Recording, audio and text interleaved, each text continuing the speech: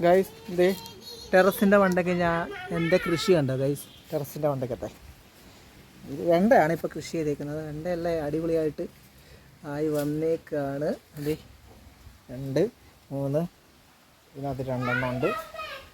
അതെ എല്ലാത്തേലും കായുണ്ട് കേട്ടോ. എൻ്റെ കൃഷി അതെ ഇടയ്ക്കൊക്കെ എൻ്റെ ഒരു വിനോദം ഇതും കൂടിയാണ് കേട്ടോ. കൃഷി എൻ്റെ ഒരു ചെറിയൊരു വിനോദമാണ്. അതെ അതെ പയറും ഉണ്ട് കേട്ടോ. പയർ ഒരു ചെറിയൊരു മൂടേ ഉള്ളൂ, പക്ഷെ അതിൽ കായുണ്ട്.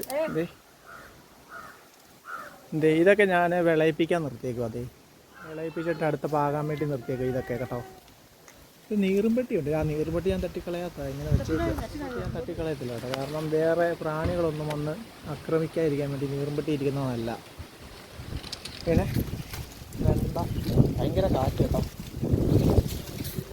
വെണ്ടയൊക്കെ അത്യാവശ്യം വലുതായി വരുന്നു കേട്ടാ.